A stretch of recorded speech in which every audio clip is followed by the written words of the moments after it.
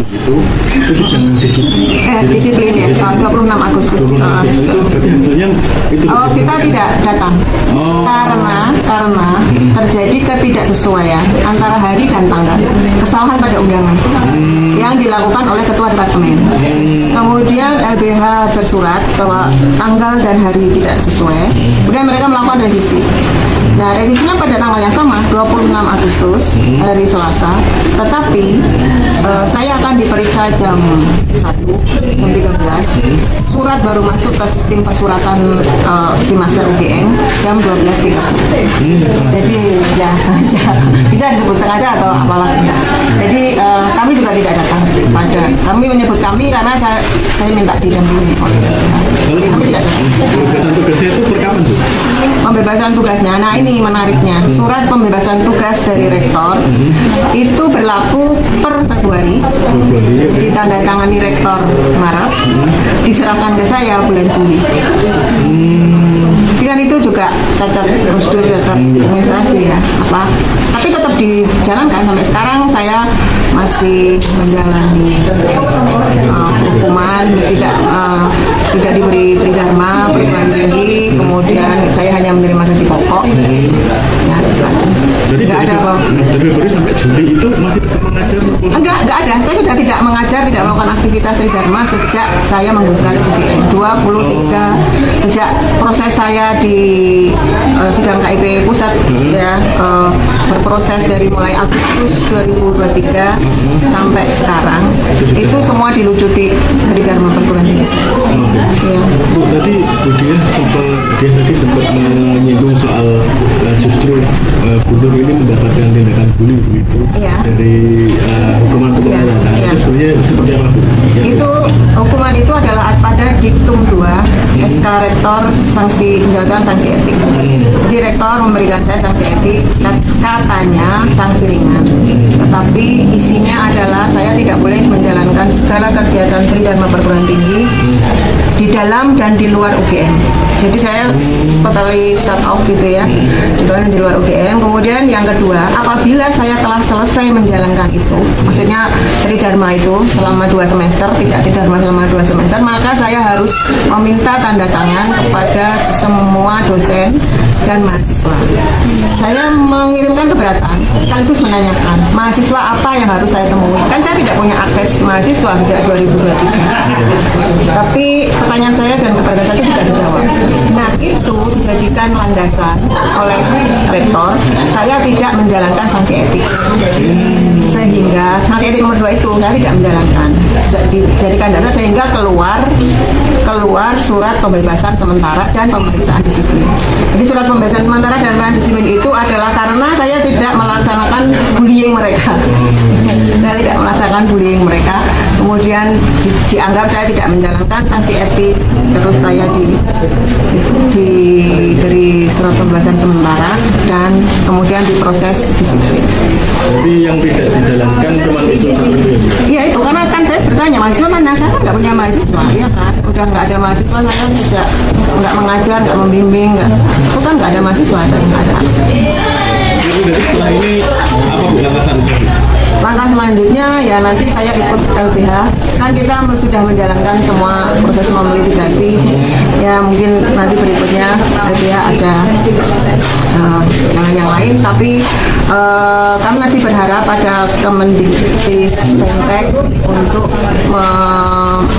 memproses laporan kami, karena ketika rektor tidak punya etikat baik untuk menjalankan rekomendasi dari Komnas HAM, kami bersurat ke Kemendikbudristek karena rekomendasi Komnas HAM itu berdua, buat Kemendikbudristek dan juga buat rektor. Terima kasih. Ini juga sama sekali tidak disebutkan kesalahan saya apa. Kesalahan saya apa tuh nggak ada. Kalau di sini juga udah disebutkan kayaknya, di sini ada di halaman berapa itu ada disebutkan bahwa itu tidak ada beberapa. Mantap. Ya, halo semuanya, kembali lagi bersama saya di channel Fans KDM RI1. Video ini mengangkat kembali polemik panjang yang sangat hangat dibicarakan masyarakat Indonesia, yaitu soal keaslian dokumen pendidikan mantan Presiden Joko Widodo di Universitas Gadjah Mada atau UGM. Judul yang cukup mencolok ini merangkum inti narasi yang disampaikan, yaitu adanya klaim bahwa Rektor UGM tampak tertekan, munculnya mantan dosen yang pernah dipecat, dan persyaratan tegas yang menyatakan bahwa data ijazah Joko Widodo tidak ditemukan di catatan resmi universitas tersebut. Mari kita bedah satu persatu, teman-teman. Yang pertama, istilah Rektor UGM takut setengah mati adalah maksudnya merujuk pada posisi lembaga dan pimpinan universitas yang kini berada di posisi sulit, digugat ke pengadilan, dan terus didesak untuk menunjukkan bukti dokumen asli secara terbuka. Di satu sisi, UGM sudah berkali-kali merilis pernyataan resmi bahwa dokumen itu asli, lengkap, mulai dari masa penerimaan, perkuliahan, hingga kelulusan pada 5 November tahun 1985. Namun di sisi lain, banyak pihak yang masih meragukan, menuntut agar dokumen asli diperlihatkan langsung, bukan sekedar salinan atau pernyataan lisan semata.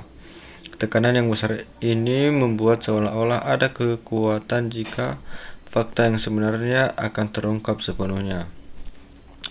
Kemudian poin yang paling menjadi sorotan adalah munculnya sosok mantan dosen yang pernah dipecat, yang kini berani bersaksi dan menyatakan secara jujur bahwa ijazah Joko Widodo itu tidak ada dalam catatan resmi di UGM.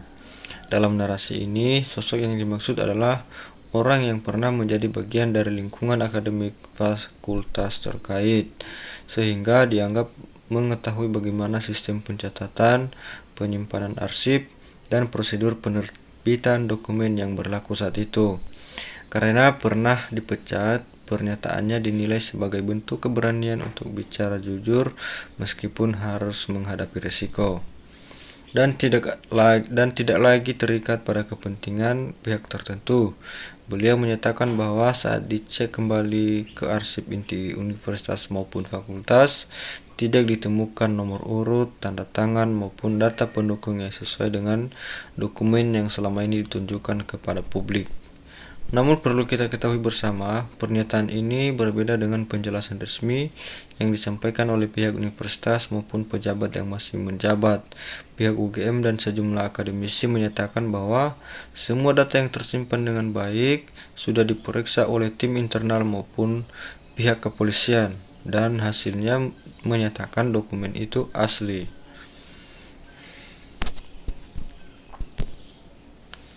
Lanjut teman-teman, bahkan disebutkan bahwa perbedaan nomor atau format yang diragukan hanyalah kebiasaan sistem penomoran yang berbeda pada masa itu, bukan tanda pemalsuan. Yang membuat polemik ini semakin panas adalah fakta bahwa sampai saat ini dokumen asli belum pernah ditunjukkan secara terbuka dan diperiksa bersama oleh pihak-pihak yang saling bersilang pendapat. Yang diperlihatkan hanya salinan yang sudah dilegalisir, sehingga keraguan terus muncul mengapa jika memang benar ada dan sah, tidak berani diperlihatkan langsung untuk menghentikan semua perdebatan ini. Dan ketika ada orang yang berani menyatakan hal yang berbeda, ia langsung mendapat tekanan, dicari kesalahannya, atau bahkan disebut menyebarkan berita bohong.